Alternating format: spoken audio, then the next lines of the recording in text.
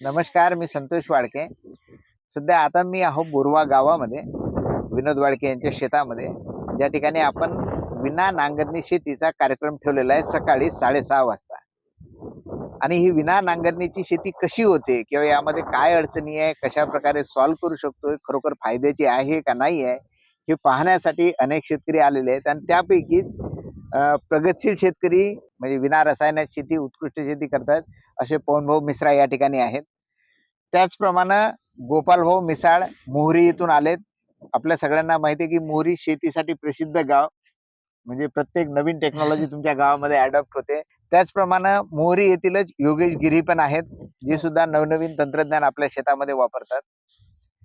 आता या ठिकाणी आल्यानंतर पवनभाऊ बघायला असं दिसतंय की शेत हे गदळ दिसतं थोडं, है ना. म्हणजे आता तुम्ही रस्त्यानं चालत आलात तर चालत येताना बाकीच्या शेताच्या सगळ्या नांगरण्या झाल्या, परंतु आता इथं आल्यानंतर तुम्हाला काय दिसते, या जमिनीकडे पाहिल्यानंतर काय जाणवत आहे?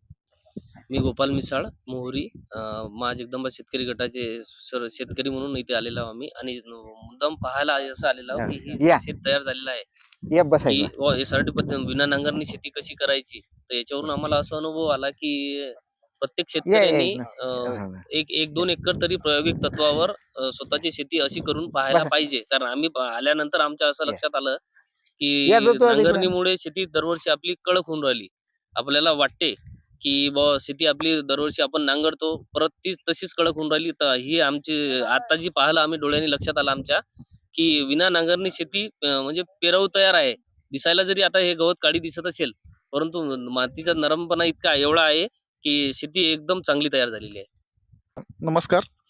मी जगदंबा शेतकरी गट मोहरी याचा सदस्य असून आज मी विनोद वाळके सरांच्या शेतामध्ये आलो. तर इथे शेतामध्ये कुठल्याही प्रकारचं नांगरणी किंवा कुठल्याही प्रकारचं यामध्ये यांनी जे फाळ आहे तो चालवलेला नाहीये. तरी पण ही जमीन अतिशय नरम मला दिसली आणि याच्यामध्ये जर बघितलं तर कचराच कचरा तुम्हाला दिसेल, परंतु या कचऱ्यापासूनही फायदा अतिशय चांगला होऊ शकतो असं दिसून आलं. सोबतच जर बघितलं गेलं तर आज मला असं वाटते पूर्ण जगावर डिझेलचं सावट खूप जास्त प्रमाणात झालेलं आहे. डिझेल नाही मिळत आहे, लोकांना रांगा लागत आहे. अशा काळाच्या जर एस-आर-टी हे जर चांगलं म्हणजे मला असं वाटते की एस-आर-टी हे अतिशय चांगल्या प्रकारचं काम इथे करू शकेल आणि प्रत्येक शेतकऱ्याला कुठल्याही प्रकारचं म्हणजे अवजार जास्त न वापरता मला वाटते तो शेतकरी शेती पिकवू शकेल. मुळांची संख्या सुद्धा याच्यामध्ये या शेतीमध्ये जर बघितलं तर प्रत्येक झाडाच्या मुळांची संख्या ही अतिशय चांगली खोलवर रुजलेली आहे. आणि याच्यामध्ये पाणी सुद्धा चांगल्या प्रमाणात मुरते असं दिसत आहे. त्यामुळे मग काय होतंय की जे जमिनीची पोत आहे ती अतिशय चांगल्या प्रकारे अशी कायम राहिलेली आहे. नमस्कार, माझं नाव पवन मिश्रा आहे. मी लाडेगाव तालुका कारंजा लाड इथे राहतो. गेल्या 25 वर्षापासून विषमुक्त शेती करतो. पण 25 वर्षापासून विषमुक्त शेती करूनही माझ्या जमिनीचं स्ट्रक्चर या पद्धतीनं अजूनही बनलं नाही. कारण मी तिथं वाही, पेरी, दरवर्षी नांगरटी ह्या सगळ्या गोष्टी करतो. पण जेव्हा मी वाळके सरांच्या शेतामध्ये आज इथं आलो, तर शेत दुरून पाहताना पूर्ण काळी कचरा दिसते. आणि तसंही निसर्गाचा नियम असा आहे की एक चांगली सुपीक जमीन कशाला म्हटलं जाते, तर ज्या जमिनीमध्ये 45% मिनरल्स म्हणजे खनिज, 25% हवा, 25% पाणी आणि 5% ऑर्गॅनिक मटेरियल जर असलं शेतामध्ये, तर जमीन सुपीक जमीन मानल्या जाते. या जमिनीमध्ये ते सगळं दिसते आहेत. म्हणजे जीवाणूही मोठ्या प्रमाणात दिसते. आम्ही पाहिलं तर जमीन भुसभुशीत झालेली आहे.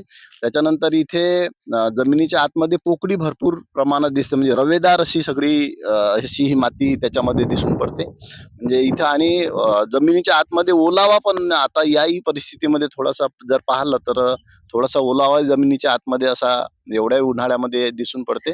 म्हणजे इथं कचरा आहे, जीवाणूही आहे, त्यांना खायसाठी इथं भोजन पण आहे, हवा आहे आणि पाणी आहे. म्हणजे सजीवाला ज्या ज्या गरजा आहेत त्या इथं आहेत.